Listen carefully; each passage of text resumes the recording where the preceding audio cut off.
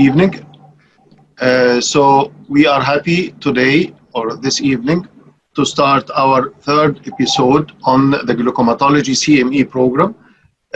We received rave reviews about our first two episodes, and we hope that we are keeping on this sequence of glaucoma education for the general and specialist, for the general ophthalmologist and the specialist. Today is the last episode in the examination and evaluation of the glaucoma patient, and our episode today is on optic nerve, and we have really four renowned international names.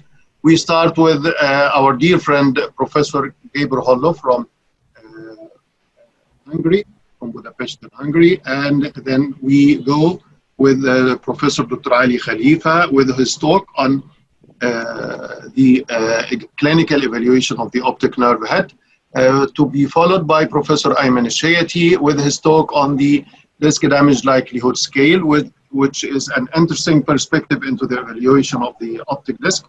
And last but not least, the OCT in glaucoma. Not only the OCT, Professor Dr. Karim Raafat is going to talk us through the important topic when we should go for structural test and when we go for functional test.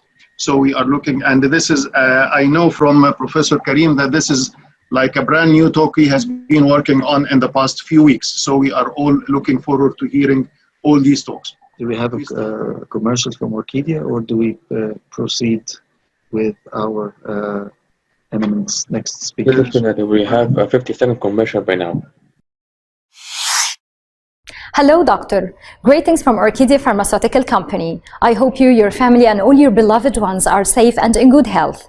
Today, I'm going to talk about glaucoma patients. Twinzol brings patients to the targeted IOP regardless of their baseline. Twinzol reduces the IOP by 30% for patients whom IOP is more than 25 mm mercury. And for those whom IOP is more than 30 mm mercury, Twinzol could reduce it up to 50% of the IOP. Another product for your glaucoma patients is Alpha Nova.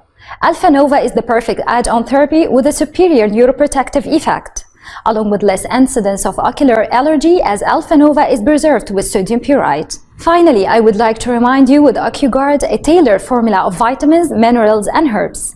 Thank you for your time. Okay. Now, the glaucomatology webinars are honored to introduce our very eminent professor, Professor Ali Khalifa, who is going to present to us the clinical examination and evaluation of the optic nerve head in case of glaucoma. So, Professor Khalifa, please take the lead. Thank you very much, sir.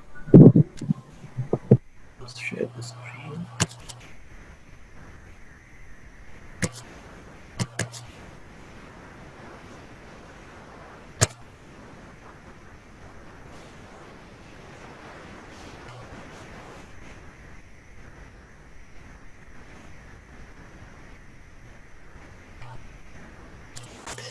Good evening, dear colleagues. Welcome to this online course. Please keep distance in space, but not in heart during this epidemic. My talk today is about clinical evaluation of optic disc in glaucoma.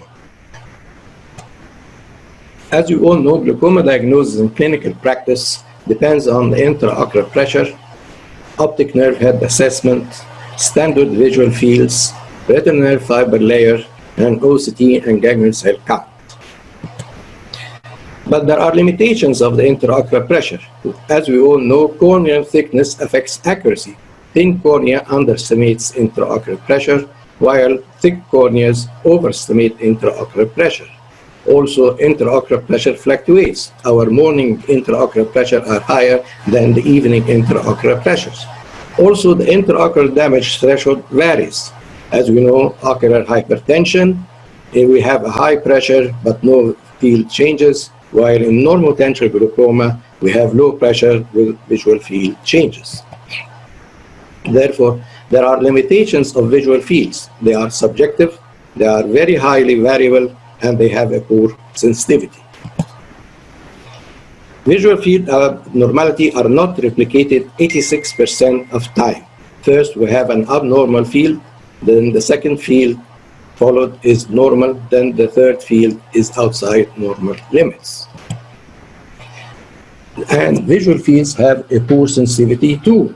50% of the optic nerve fibers are lost prior to visual field defects, and by the time there is a 5 decibel loss, there is a corresponding 25% loss of retinal ganglion cell. Therefore, a large number of retinal ganglion cells are lost prior to detectable field abnormalities. Therefore, early glaucoma can be missed if a clinician relies mainly on the visual field and intraocular pressure. Today, glaucoma is an optic neuropathy. Therefore, it is logic that you diagnose glaucoma from the optic nerve head. The assessment of the optic nerve head and retinal nerve fiber layers are needed for early glaucoma diagnosis. And by a simple direct ophthalmoscope or biomicroscopy or a fundus picture of the optic nerve, you can detect glaucoma. As we all know, structural changes occurs before functional changes. Retinal nerve fiber layers loss occurs first, then the optic disc changes occur, and lastly, the short automated perimeter. As we all know, retinal nerve fiber layers start 6 years before any visual field changes, and 25% of the optic nerve are lost before any kind of visual field changes. And when short automated perimetry changes occur, you have a red flag. That means it is quite affecting the optic nerve. Therefore, there are 5 rules for the assessment of the optic nerve head in glaucoma, as Remo Susana put it. This course was developed by Remo Susana in Brazil, Philip Medriois, and Robert Weinreb. This is Professor Susana with me in Brazil. The 5 rules: first, look at the rim and not at the cup. Second one, look at the peripapillary region. Third is look at the retinal nerve fiber layers. Fourth, look at the lamina cribrosa. Fifth, look at the optic disc hemorrhage. These are the 5 rules, and we're going to take them in one after each other. Rule 1, identify the rim. Look at the scleral ring and the cup border. This is the scleral ring, the whitish ring around the optic disc between it and the retina. And this is the cup border. Where is the cup border? It is the first bend of the blood vessels inside the optic nerve. This is very important to locate. The first bend inside the optic nerve head. Therefore, the rim width is the distance between the scleral ring and the location where the vessel is bent. That is the cup border. This is the width of the rim width in the optic disc. They differ in size. Here, that's the scleral ring. That is the kinking of the blood vessel. That is the cup border. And that's the rim width inside the optic nerve head. It has to follow what is called the isn't rule: inferior, superior, nasal, and temporal rule. The biggest is the inferior, then the superior, then the nasal, then the temporal.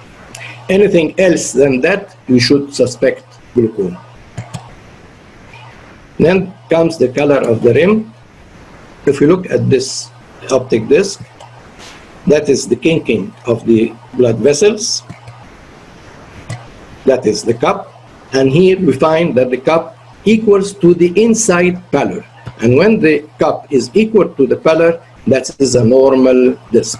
But if the pallor is more than the cup, that's a neurological disorder or a glaucoma with a very high intraocular pressure. And if the cup is greater than the pallor, this case is a glaucoma. So here the cup is equal to the pallor, the white, therefore this is a normal disc. If you come and look at this picture, we'll find that here is the kinking of the blood vessel and denotes the cup, and we find that the pallor is greater than the cup, therefore the pallor is greater than the cup, Therefore, this is a neurological, not a glaucomatous cupping. Non-glaucomatous optic neuropathy. If you look here also, look at the cup where the blood vessels are first bent. Then we look at the pallor. We find that the pallor is more than the cup, and this is also a non-glaucomatous optic neuropathy. If you look at this back picture, take care of that one, we find that this is the pallor. But where is the first kinking of the blood vessel? If we look carefully, we find that's the location of the kinking of the blood vessel, and this is the cup. Therefore, in this one, the cup is bigger than the white pallor. Therefore, this is a glaucomatous case. This is an excellent example of a glaucoma case where the cup is greater than the pallor. We don't diagnose glaucoma by the pallor or the size of the pallor. It is by the size of the cup. Here, look at that. That is the location up there, and this is the cup. Therefore, the cup is greater than the white pallor. Therefore, this is a glaucoma case. Here, there is something called nasal cupping. If we look, it is painted in blue. That is the cupping. That's where the blood vessel is first kinked. And the white on the nasal side is smaller. Therefore, the cup is greater than the pallor nasally. Therefore, this is a case of glaucoma. Also, there is a hemorrhage on the edge of the optic disc. Rule 2, we look at the peripapillary region. As we all know, we have the alpha zone, which is next to the optic disc. When beta zone occurs and or intervenes, it pushes the alpha zone outside. The alpha zone is pigmentary area, while the beta zone is atrophic areas, whitish area next to it. That is the beta zone. And beta zone has a sensitivity of 20% to 30% and specificity 80% in glaucoma. Here, if you look at this side, that's the alpha zone, hyperpigmentation of the pigment epithelium, while the beta zone is atrophy of the pigment epithelium, and you can even see blood vessels of the sclera behind it. Rule 3, we have to look at the retinal nerve fiber layer. Normally, the retinal nerve fiber layers are blackish and whitish striations going into the optic nerve head. And when you look at it, you find them as bright striations in the background, especially with the red-free photographs.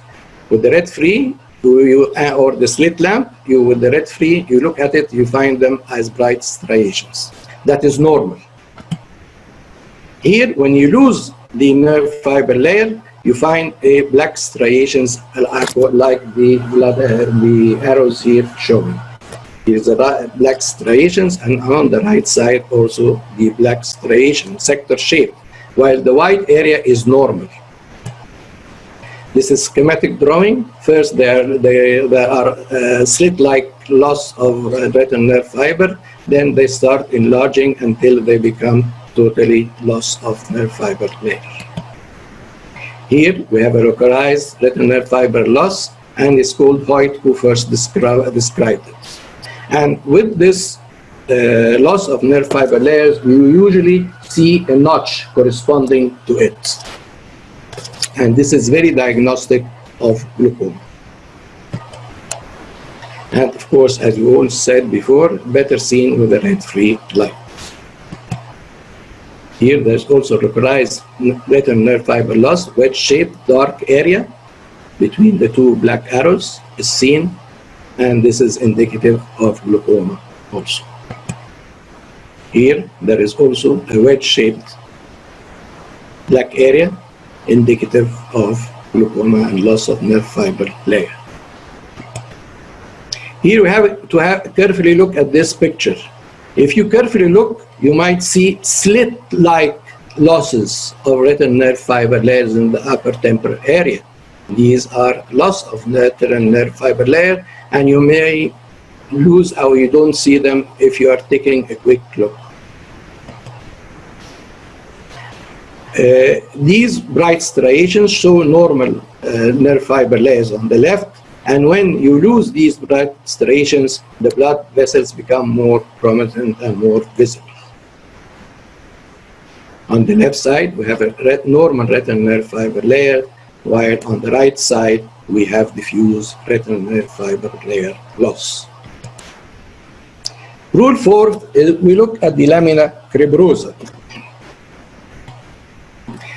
Normally, the holes in the lamina cribrosa are round, and when they become more lengthened, they become striated. This is Susanna sign, and it is a sign of glaucoma.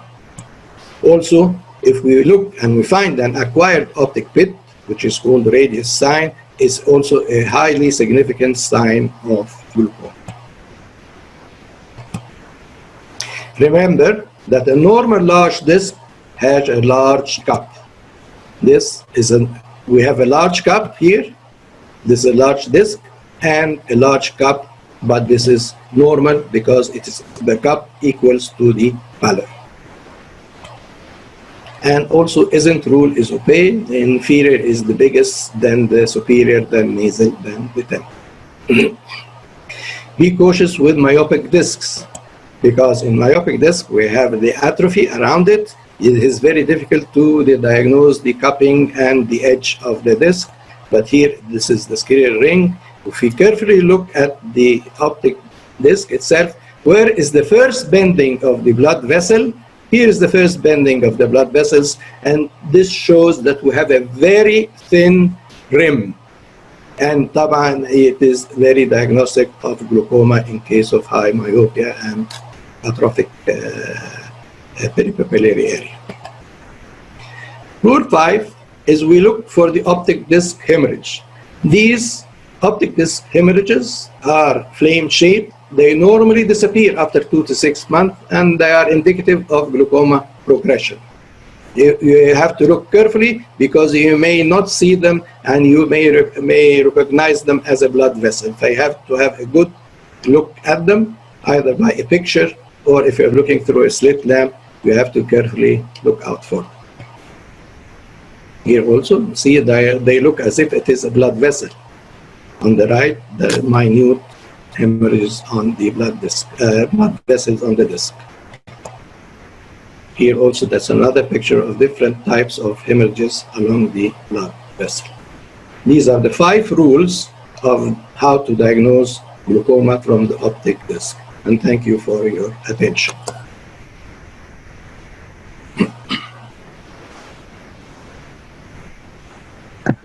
Thank you, Dr. Ali. Thank you. Thank you very much, Dr. Ali Khalifa, for this excellent presentation about the evaluation, the clinical evaluation of the optic disc in case of glaucoma. Thank you very, very much. Thank you.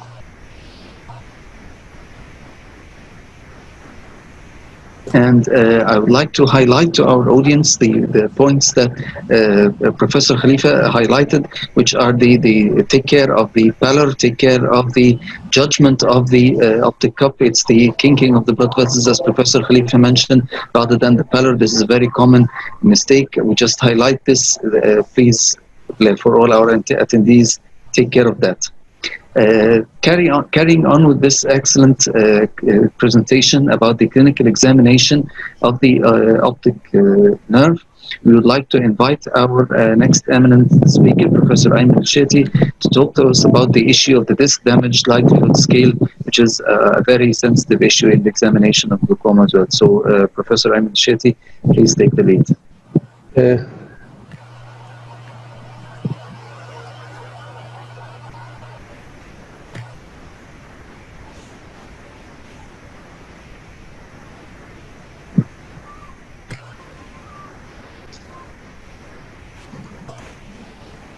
Is my screen clear now? Yes.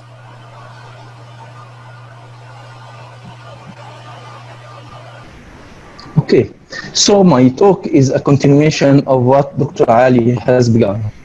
It's about disc damage likelihood scale. We agree that glaucoma is a progressive optic neuropathy with characteristic structural and functional damage. And by structure, we mean the changes that occur in the ganglion cells and the retinal nerve fibers, and these can be assessed by examination of the optic disc.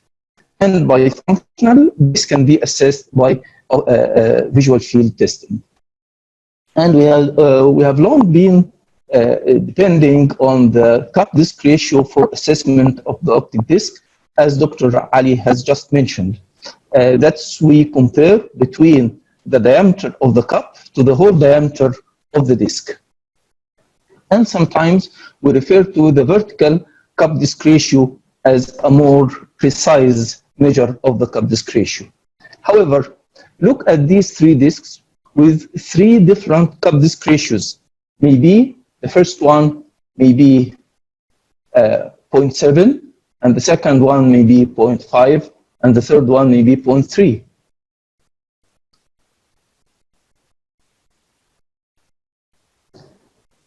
And you may think that these may have different risks of glaucoma, but actually the one on the left-hand side is a big disc, and so, or large disc. And as Dr. Ali has mentioned, usually the large disc has large cup. So although the cup-disc ratio is different between these three discs, but the risk of glaucoma is almost the same. So the cup-disc ratio does not consider the size of the disc. And look at these two discs together. These are discs of the same size and of the same cup-disc ratio. But if you look here, you'll find the rim is very thin, and here the rim is not that thin. So these two discs do not have the same likelihood of having glaucoma. So the cup-disc ratio does not consider the rim, although, as Dr. Ali have just said, that the rim is the most important part of the examination. So Spaeth put forward what he called disc damage likelihood scale. And here he doesn't compare between the cup diameter and the disc diameter, but between the rim diameter and the disc diameter. And he looks at the thinnest part of the rim. So in this part, you'll find that the rim is very thick, and this is midway, and this is a thin rim. And he considers that if the rim disc ratio more than 0.4 like this, 0.3, 0.2, 0.1, or less than 0.1. And if the rim is lost, then he describes the extension of the loss of the rim, whether it is less than 90 degrees, 90 to 180 degrees, 180, 180 to 270, or more than 270. And then he put down a scale from 1 to 10, where 1 is the least likely of having glaucoma. And this disc has a very large rim, and so this disc is least likely to have glaucoma. And 10 is the other extreme of the score, where the extension of the loss of the rim is more than 270. So the midway is 5, where the rim diameter is 10% or 0.1 to the disc, and this is a midway between no risk and highest risk. And he also considers the size of the disc. And as Dr. Ali said, when the same rim to disc ratio is in a smaller disc, so this is at a higher risk of one stage on the scale of the disc damage likelihood scale. And if it is larger, then the likelihood of having glaucoma is less. So Spaeth put these 10 scales of the disc damage likelihood scale and considers that from 1 to 3 are normal, and from 5 to 10 are abnormal, and 4 is an equivocal. And more, you'll find that 5, 6, and 7, these are indicative of glaucoma damage, but most probably there is no glaucoma disability. The patient does not feel of any disability. But after 8, from 8 to 10, usually there is glaucoma disability. And this is very easy to remember. So if the rim is 10% of the diameter of the disc, then most probably there will be glaucoma damage. If the loss of the rim is more than 180 degrees, then most probably there will be glaucoma disability. and 4 is equivocal between the normal and affected pupil. So we look at this, we look at the rim by the parameters that Dr. Ali has mentioned, and we look at the diameter, and then we try to make the proportion between the rim diameter and the disc diameter.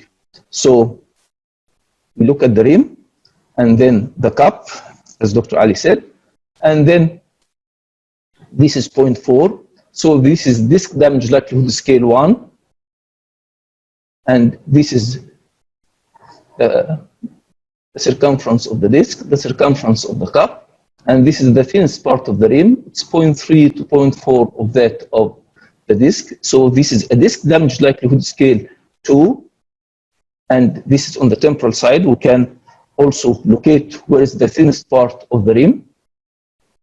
So the disc, the rim, the thinnest part of the rim, this is between 0.2 and 0.3. So the disc damage likelihood scale of 3, and it's temporal. You look at this. So it's 0.1 to 0.2 with disc damage likelihood scale of 4, and it's also temporal. Look at this, and these are the instructions of Dr. Ali. We look at the bend, and this is the thinnest part of the rim, and it's 0.1, disc damage likelihood scale 5, and it's on the nasal side. This is on the temporal side, also 0.1 with risk of 5, and it's temporal. And you look at this, you find there is a loss of the rim of less than 90 of 45 to 90 degrees, and so it's disc damage likelihood scale 6 on the temporal side. So disc damage likelihood scale is superior to the cup disc ratio. It's normal between 1 and 3, and most probably this disc is unhealthy if it is more than 5.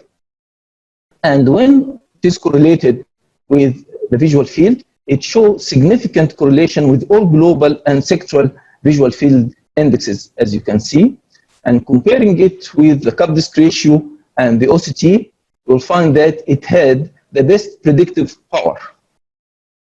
So disc damage likelihood scale is not without limitations. For example, in tilted discs, you cannot define the rim. And if you have multiple areas of rim damage, then it would be difficult to describe the disc damage likelihood scale. But still, it is an ideal diagnostic test, as it is readily available in all our clinics by the means of binocular microscopy with the pupil dilated. It's accessible. It does not cost any extra costs, easily interpreted, and with a permanent baseline if there is a good photography and a good record. And it can be staged, and so we can know the baseline and the progress, and we can follow up glaucoma. Compared to the OCT, which is an investigational tool, it's not readily available in all clinics. It's with extra cost. It needs learning of the personnel. It has limitations in high myopia and debate about registration of the edges of the optic disc. And the big obstacle here is the changing technologies, the rapidly changing technologies in the OCT with the rapidly changing softwares. They are improving, and every software is giving better and better parameters and comparisons. But still, glaucoma is a chronic disease with very long duration, and we need to compare results with the same tools, with the same software.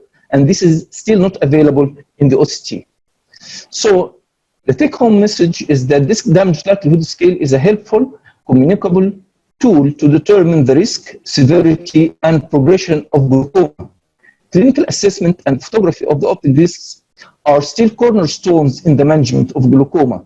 They are very important to assess the disc clinically before jumping into investigations. And thank you very much. Okay, thank you very, very much, Professor Ayman, for this excellent demonstration of this rather difficult examination evaluation tool is this damage likelihood scale. And having mentioned this, I would like to ask you, sir, how do you recommend the practical utility of the DDLS? I mean, would you recommend we print, for example, this table on a sheet of paper and hang it on the wall of the office, or how do you practically use it, sir? Because memorizing it, of course, or using it from memory is a really difficult task. So give us your tip about the practical utility of that issue, sir, please. As a matter of fact, usually when we started using the cup disc ratio, there were prints and, for example, applications or cards, and you look at the disc and then you look at the card and compare. Actually, you don't need to know that, because simply you have to know only the two, the 5 and the 8. And the 5 where the rim is less than 10% of the disc, and the 8 where there is loss of more than 180 degrees of the rim. If you remember this, only these two, you don't need any chart or anything to memorize you. Thank you very much, sir. We have a question from the audience. They would like you to stress the importance of why the DDLS is superior to the cup disc ratio, although we do measure the cup disc ratio in the DDLS. So please, we would like to just a reminder to the audience, why is that superior to the cup disc ratio? Just a reminder. Because the cup disc ratio does not consider the size of the disc, and the cup disc ratio does not consider the thinnest part of the rim. Thank you very, very much, Professor Ayman, for this excellent presentation and actual simplification of the DDLS, because sometimes it looks really difficult. So thank you very, very much, sir, for this clarification. Thank you. Welcome. Now with an Orchidia. Hello, doctor. Greetings from Orchidia Pharmaceutical. I hope you, your family, and all your beloved ones are safe and in good health. I'm going to talk about dry eye patient, especially who is associated with itching. Orchidia offers the integrated solution from Orca-P-Post and PolyFresh Extra. Orca-P-Post is anti-aging and anti-allergic agent, which is not only has exceptional antihistamine effect, but also has a novel special mechanism as anti-aging agent by inhibiting nitric oxide secretion at nerve endings. The second arm of our solution is PolyFresh Extra, which is a unique combination that gives extra hydration effect and balancing the tear film osmotic pressure, in addition to the anti-inflammatory effect of glycerol. Thank you for your time.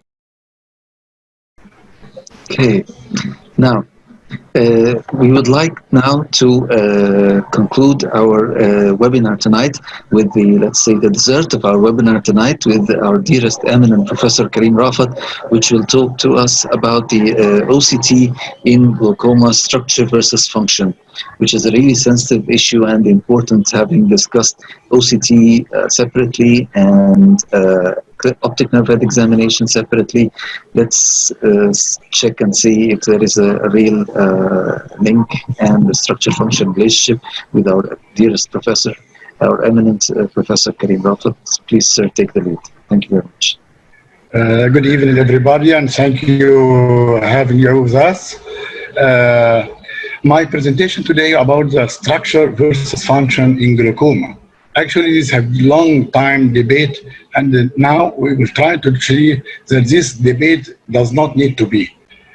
As Dr. Ayman mentioned, if we define today's definition of glaucoma as a progressive neurodegenerative disorder characterized by loss of retinal ganglion cells. So I put an underline under the word progressive. It is a progressive disease.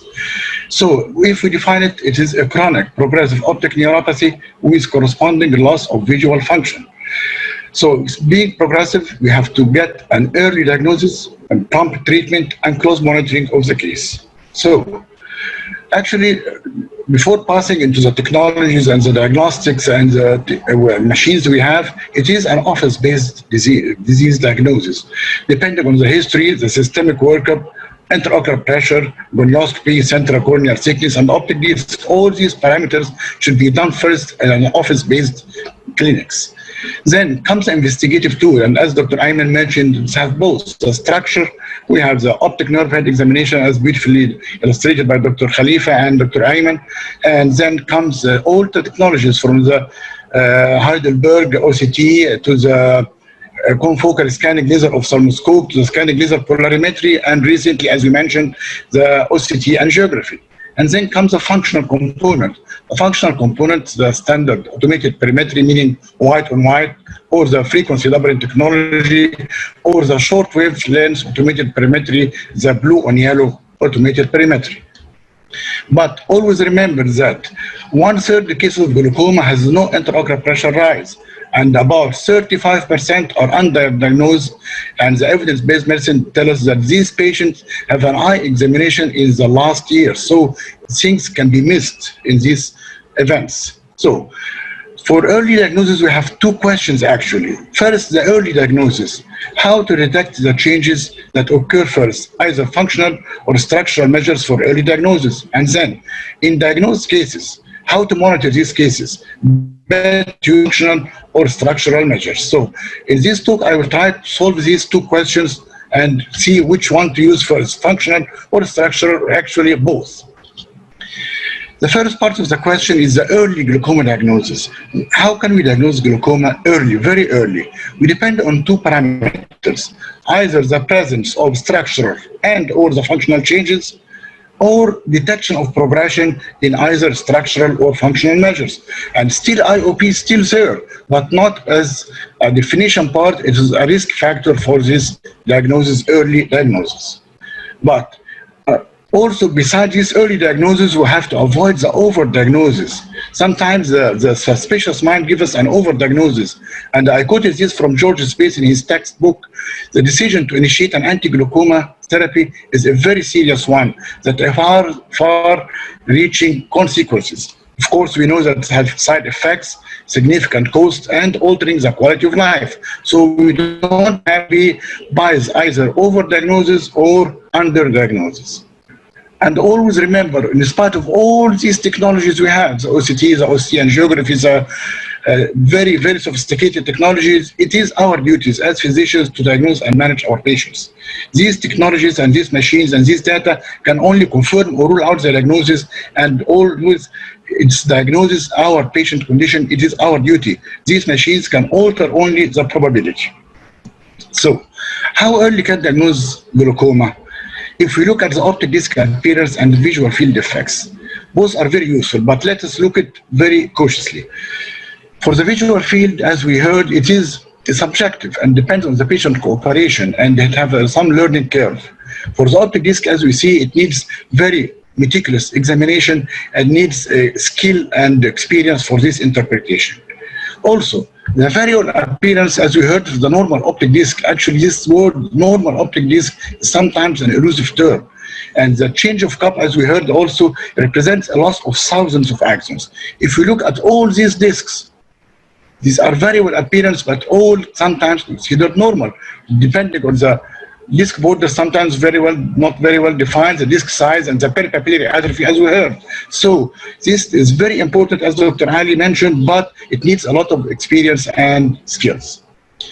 If we see here with the technology we have, the OCT, glaucoma actually affects the three areas in the posterior segment of the eye.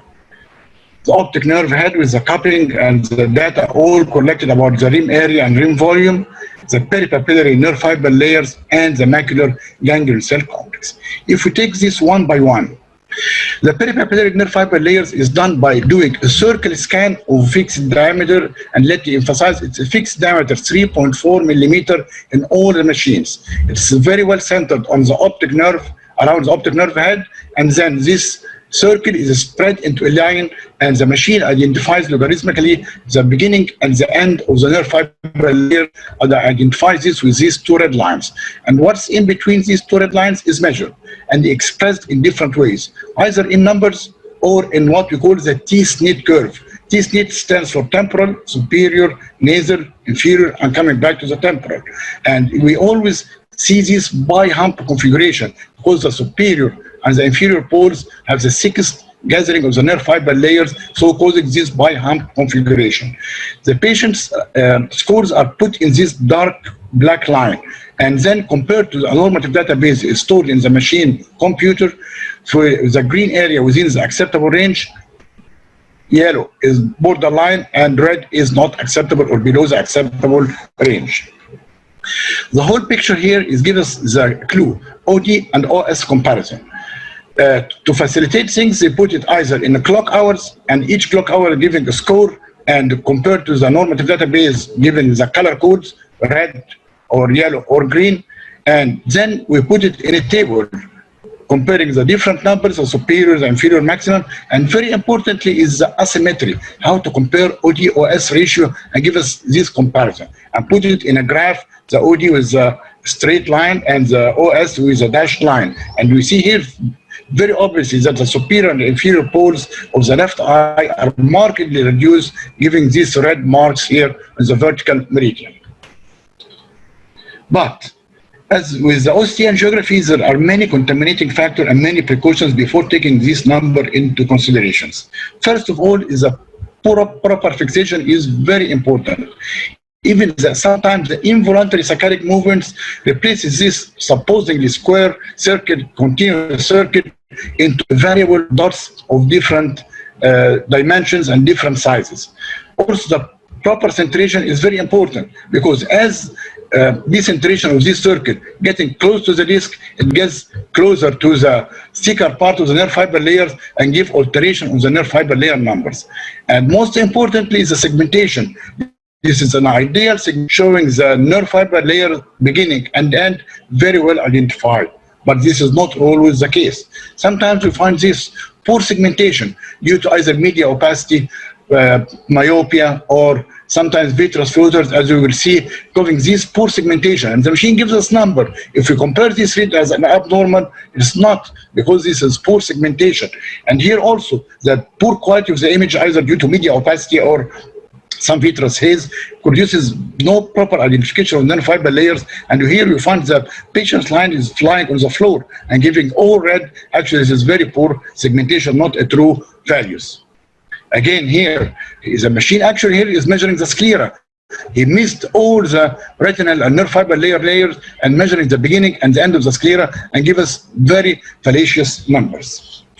Also, the peripapillary vitreous opacities. Sometimes we see during work this vitreous floater coming and then crossing our circle here, so causing this black shadow and causing this sector to appear abnormally thin. Just because of this vitreous floater. In these cases, ask the patient to move the eye or blink twice, then this floater moves away, and I should get the circle completely free of these floaters. Another contaminating factor is vitreoretinal traction. Sometimes we find this vitreous adherent to the nerve fiber layer and pulling traction on these focal points, giving abnormally false high readings. And when this becomes loosened and the vitreous is not attached to the retina anymore, we find apparent thinning, which we identify as progression, which is not the case. So we have to look first for this B scan and look at this vitreous traction on the retinal nerve fiber layer. Another issue which should be considered is the association between diabetes and glaucoma. Diabetic patients sometimes have diabetic macular edema, and the edema causes appearing very well with subretinal fluid and cystoid edema in the macula. But remember, this edema does not only involve the macula, but also involves the peripapillary nerve fiber layers. So give us a false sense of security that these nerve fiber layers are on the high range, but they are not. And remember, I always ask my patients, if they are receiving anti-VEGF, this patient receives 3 anti-VEGF injections, and then the edema subsides, and also the nerve fiber layer edema subsides. So give us a false reduction of the nerve fiber layer due to the anti-VEGF and not due to glaucoma progression. And always remember, this very interesting paper that cautious interpretation is recommended for the evaluation of glaucoma in nerve fiber layer thickness in diabetic patients, especially with diabetic macular edema, and always remember this relation. Another contaminating factor which should be put into consideration is the optic nerve size. Because, as I mentioned, the circle is stationary. So if a patient has a large disc, this circle gets closer to the edge disc. And as I mentioned in the anatomy, the closer to the edge disc gives us a thicker nerve fiber layer. So it gives us a false sense of security. While a patient with a small disc, the circle is the same size circle far away. So it gets in the thinner area and gives us a false positive diagnosis of glaucoma. So we always take, the machine gives us the disc size. If it's larger than 3 square millimeters, we be very careful about the false negatives. While it's small, less than 2 square millimeters, be very careful about the false positive results. And again, as we saw, these numbers are compared to the normative database, but we should be remembering that these normal databases differs from ethnic groups. Asians differs from Caucasians, differs from Africans. So we have to put this ethnic group into consideration. Always the age. The machine have only between the 18 and 80 years. Under 18 years, we don't have a normal database. And it always varies with the axial length and refraction. And as I said, with the disc size. And sometimes the variations with anomalies, the peripapillary atrophy gives us a variation which is marked as red, which is not as red as a disease, but red as a misinterpretation of the machine. So when we compare our data with the diseased eye to a normative database, this is actually a very normal control, and this comparison actually is not a fair comparison. Again, when we see red sectors here in the OCT, look first at this area. Don't take any red as abnormal. Look first is the misinterpretation causing their red appearance. Don't take any red fake, granted, take it for granted as an abnormal. And remember what we call the green disease. The green disease is the patient have higher than normal or near the highest range of this area. We can miss progression because this patient is progressing and getting nerve fiber layer loss, but still in the green zone because we started very high in the green zone. This is a green disease. And remember, these data are just statistical significance data. The red appears in only about 1% of the normal population, and the yellow occurs about 5% even of the normal population. So all this should be put into consideration before taking these numbers into account. What about the optic nerve head parameters? Of course, the clinical, and as we said from Dr. Ali and Dr. Ayman about the optic nerve head evaluation and the 5 rules of precious 5 rules of Dr. Ali, we have to look about the optic disc evaluation in the OCT. We find here many parameters of the optic nerve head, but we usually concentrate on the more, as the evidence-based medicine tell us about the importance, the rim area, the vertical cup disc ratio, and the vertical rim thickness. And we compare again the OD and OS, we see the difference in these parameters and give us the symmetry between these two eyes. In new, as Dr. Ayman mentioned about the rim and the importance of the rim more than the cup. The technology also applied here when we have the software upgrade about the post-membrane opening minimum rim widths, what we call BMO for post-membrane opening, MRW minimum rim widths. Here the machine measures the post-membrane opening and put it as a red dot here, and then identifies the internal limiting membrane here or the inner layers of the retina and measures the different dimensions of this rim area, perpendicular lines, and from this area we can plot a rule of the rim width and we see which part is the thinnest part and plot us with the same significance as the nerve fiber layer thickness. Here's how to machine identify the post-membrane opening of the post-membrane and then perpendicular line and calculate this minimum rim width. It is geometrically more accurate in evaluating the neuroretinal rim tissue and stronger association with the visual field parameter, as Dr. Ayman mentioned with his great scale. The last thing with the OCT is the ganglion cell complex. The ganglion cells, actually we call it a complex because it's not a single layer. Actually, it's 3 layers. Ganglion cell layer, their axons, which is the nerve fiber layer, and their dendrites, which is the inner plexiform layer. All 3 collectively called the ganglion cell complex. And the machine identified it by segmentation from the internal limiting membrane to the end of the internal plexiform layer. And give us different presentations. The significance map down here again with the red flag, meaning there's a great thinning below acceptable limits is the inferior part of the macula. Progression is very important also. If we document that the red zones are progressively increasing, this means that the disease is not controlled and we are losing the ganglion cells even if there is no progression in the nerve fiber layer thickness or the visual field defects. It's very early diagnosed. even with the normal field and the normal nerve fiber layer thickness, we found this yellow patch here of ganglion cell loss. So we can detect it at an earlier stage. It is the primary site or primary target of damage in glaucoma, this macular ganglion cell loss.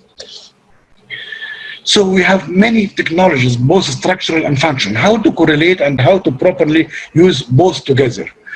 If we look at the disease progression, from the left is the early disease and to the right is the advanced disease. We find here that the visual field at the early stages are more or less stable. And as I said in the first slide, this glaucoma is a progressive disease. We need to know progression. So we cannot detect progression in the early stages with the visual field. While the structural changes here, the disc and nerve fiber layers, there is progression here, and we can detect this progression at an earlier stage. And very interesting studies were done about the glaucoma suspect patients, and they followed up longitudinally. They found it stable in about 63% and progressing in 37%. But this progression was detected far more with the spectral domain OCT than the visual field.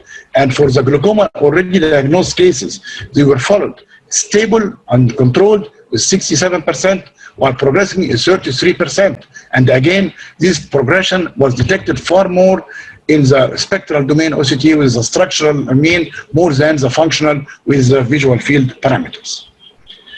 So why is that? If you compare structure versus function, we found that the visual field is subjective, depending mainly on the patient responses. It has a learning curve. And studies have shown us that the between visit reproducibility for the mean deviation, for example, is not little. It's about 13 to 28%, while OCT is objective, fast, with high accuracy. The between visit reproducibility with the nerve fiber layers is only 2.47%, with the ganglion cells is only 2.2%. It's much higher reproducibility than the visual field defects. And the review in the literature shows that the structural loss precedes the functional loss by 6 years in 60% of eyes. And as much as 20 to 40% of ganglion cell loss occur before the standard automated perimetric visual field is lost. So it's a long time. We need to diagnose it much earlier than this. You don't have to wait to lose about half the ganglion cells to detect the visual field changes. And again, as Dr. Ali mentioned, changes in the cup represents a loss of thousands of axons. And the review also shows that up to 30% of eyes have abnormal thickness values 4 years prior to detectable visual field loss. Is the clinical practice. And if this period is increased to 8 years, we've had about 19% of the eyes have abnormal thickness before any detectable visual field loss. Let me show you one of the clinical situations we sometimes meet. A patient with suspected glaucoma suspect. If we follow the field, we find it over time, it is stable, no appearing changes at all. But when we follow the OCT, we find some progression. The yellow sectors here becomes red, and more red, and even the green becomes yellow. So there is loss of the ganglion cell. So this is what we call the pre-perimetric glaucoma. The nerve fibers are affected and progressing, but the field is not progressing. And here there is a debate. We start treatment depending on this just papers and numbers, or we follow up these patients. And let me put two scenarios. If the patient have an intraocular pressure within normal 14, or a patient have 26 millimeters of mercury. And another scenario, if this young patient in the 30s or an old patient in the 70s, will it make a difference? Yes, I think. If the patient have a high IOP at a young age with longer life expectancy, we should not leave this patient to lose more and more of these nerve fibers over time, even when the field is still not affected. This is for the first question about the early diagnosis. What about the glaucoma progression? Progression actually is a challenge. Why? Because it's very insidious, variable, unpredictable, and varies with disease severity. And variable measurements we have, and we lack of acceptable reference standard. What's changed is a real change. So to put it from the start, to get the glaucoma progression, there's no gold standard, and we have to do both functional and structural compared together. For example, in this case, we are lucky to have something like that. If we follow the patient closely, we find this inferior sector is green, becoming red, and then later the superior sector becoming yellow, follow up becomes red. So there is a definite progression in a particular pattern in the vertical and sparing the horizontal meridian. So if this is a glaucoma suspect, no, it is a confirmed diagnosis now. And this, if the diagnosed glaucoma patient, this is an uncontrolled disease, and we should do a therapy advancement or lower target pressure. Again, if we compare the structural functional progression, we find here for the diagnosed cases, it's a early disease on the right side of the graph, the advanced disease on the left side of the graph. We find here in this sector that in the early disease, the quick change we can detect the progression is in the average nerve fiber layer structural component. But here the mean deviation of the field of the vision is more or less stable, and we cannot easily detect the progression. On the opposite side here, in the advanced disease, we find here the nerve fiber layers is almost a plateau, and here the steepness of this mean deviation is a more detectable, and we can detect the progression here more in the advanced with the functional mean deviation of the visual field. But with the OCT, what change is a real change? Will we find 1 micron difference? Is it a real change? Actually, we don't have these minor changes because there's a machine inter-visit variability. The literature gives us a clue for this. The average thickness of the nerve fiber layers have a variability of about 2.7 microns. The quadrant have about 8 microns inter-visit variability. The clock hour have 12 microns. So as we go more and more narrowing, we get a higher number. So when we put 2 standard deviations, we consider about 5 to 6 microns of change in the average nerve fiber layer thickness is a real change. 1 or 2 microns, sometimes we consider it with the machine variability. But actually this average can miss focal changes.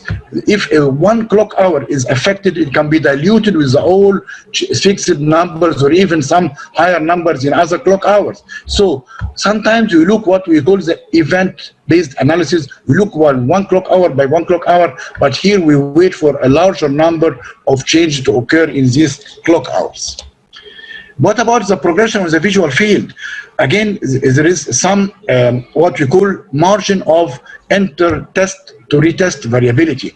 The ideal is this test to retest is this straight line here, but actually this is not the case. For the early disease of the case, there is a margin, a gray zone around it, up or down, which is considered still a variability. And as the disease progresses with the markedly impaired function, we find this area becomes greater.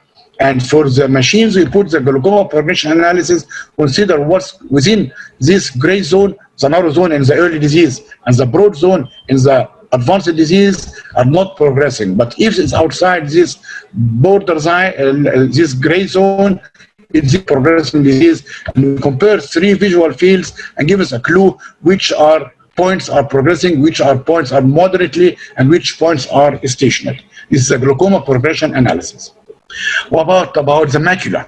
We are always talking about the peripheral nerve fiber layers only, but remember that although the macula constitutes about 1/20 of the retinal surface area, it contains about 1/3 of the retinal ganglion cells. So the classic teaching that the macula is spared in advanced cases actually is not the true with this technology we have. Early glaucoma can still damage the macula and affect the macula, although not detectable, because if we depend only on the central 24-2, this can miss the central field effects because there's only 4 points here in the central 8 degrees. So better to zoom in and to get the 10-2 strategy to highlight these central field defects. And remember that the moderate case of glaucoma, half the eyes, 50% of the eyes have glaucoma damage within the central 30 degrees of fixation. So focusing on the macula with the 10-2 strategy of the field on the ganglion cell complex is very important. And even here in the advanced cases, it's because these macular fibers are spared to late stages, so ganglion cell thinning can be monitored and observed even when the retinal nerve fiber layer holds, as we said before, in the advanced cases, and the retinal nerve fiber layers stops of value, still the ganglion cells of the macula can have some value to detect this progression. A very important index now, why to do separate studies about the structure and function. Why not to combine together? Very important studies have been made and very complicated mathematical equations, what's called the retinal ganglion cell estimates. Here was very sophisticated mathematical equations combining the standard field, visual field, automated perimetry, and the spectral domain OCT measurements. He gives an estimate of the ganglion cell count, how many cells counted here. And when compared to the animal models with an experimentally induced glaucoma, they are very good matching. So with these retinal and ganglion cell estimates, there is a lower in eyes developing glaucoma and than in eyes which are not. And 28% confirmed against these studies. Ganglion cell loss associated with early visual field defect. This is a big number. We don't have to wait till a quarter of the ganglion cells are lost to detect the visual field effects. And when compared to the standard spectral domain OCT alone or the cup disc ratio alone, this retinal ganglion cell estimates is more importantly and more outperforming in these facilities. Another studies were done with these retinal ganglion cell counts, and we see the correlation between the loss of the ganglion cells with the functional progression detected by mean deviation decibel loss per year.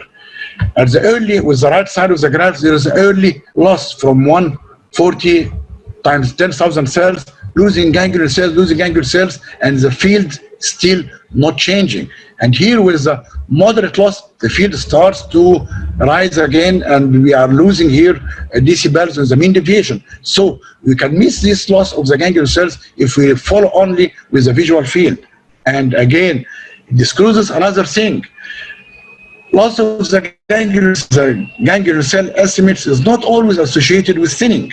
We find here we are losing ganglion cells, and the structural ganglion cells in microns, nerve fiber, ganglion cell thickness in microns is stationary till we reach a moderate loss. Then here the ganglion cell thickness starts to be affected. So there is a blind zone here which cannot be detected by only measuring the function or the structure of these ganglion cells. What does evidence-based medicine tell us? The classic teaching, and we used to teach our students maybe 20 years ago, that the agreement of structural and functional losses are solid diagnosis for glaucoma. But actually now we see this is the exception rather than the rule. For the ocular hypertension study rule, only 7% will show agreement between the optic disc appearance and the visual progression. And 35% of cases, the OTCD demonstrates damage 4 years before the standard automated perimetry shows changes. And the early manifest glaucoma treatment showed that the baseline visual field effects are very important, because these patients with baseline starting defects here have a higher risk, about 4 times risk of visual field progression than the patient with the baseline no visual field effects. And here both structural and functional are the same analysis. Right. We are lucky if we see a case like that, where we find that there's an inferior thinning associated with an upper artery scotoma. So this is an ideal situation, but this is not always the case. Sometimes we find that the nerve fiber layers are very good in the green zone, and we find some moderately advanced functional damage. And the reverse, we sometimes found markedly affected nerve fiber layers with minimal or moderate damage on the functional compartment. Why is this discrepancy? If we review the literature, we find these discrepancies have many explanations. Why is the discrepancies? Sometimes 1 clock hour is too wide to demonstrate localized loss. If we find localized loss here and the average is diluted within the clock hours or within the quadrant, this thinning is missed. Retinal nerve fiber layer defects is not always a result in retinal nerve fiber layer reduction. Again, reduction of the nerve fiber layers does not exceed the normal variation, as I mentioned before, what we call the green disease, because we start on the higher range of the normal. So if we lose, we are still in the green zone. Sometimes the order of glaucoma damage may vary from patient to patient. Again, we should always remember the physiological age decay of the nerve fiber layer, sometimes contaminating factor. We are losing about 2 microns per decade or 0.2% per year of the nerve fibers as a normal age decay. And what we are doing in glaucoma management is not to stop this, but we need to revert the accelerated decay to this normal age-related decay. And the important is that this age-related decay is least in the inferior quadrant. That's why the inferior quadrant is very important to discriminate between normal and glaucoma patients. Sometimes the diffuse loss of the nerve fiber layers is so large to mask the localized effects. And again, the OCTs, as I mentioned before, when we come to advanced glaucoma like this, and here we call it the floor effect. Here, what's actually measured is not nerve fiber layers, just vessels, glial tissue, and molar fibers left here. So, and this number has been put when we find the average is within or below 55 microns. Here, the OCT has very limited rule because there's no more nerve fibers to measure or to follow. So, to conclude, we find from this that the spectral domain OCT performs better in the pre-perimetric and the early stages of the disease, but have little role in the advanced cases. While, as I said, the floor effect with the average nerve fiber is below 55, while visual field is more relevant in later stages, established moderate to advanced stages. And better now is to ensure the high diagnostic performance and sensitivity to progressive loss, and management protocols need to include both structural and functional measures. But remember, we rely on both, but we do with that. With ocular hypertension and suspect, we rely more on the spectral domain. With the early perimetric, again with the spectral domain OCT. Mild to moderate, we can use both, while in advanced, we rely more on the visual field for progression and follow-up of these patients. And the take-home message is that there is a large overlap between the normal and the mild or early glaucomatous findings. Makes diagnostic determination upon a single field is difficult.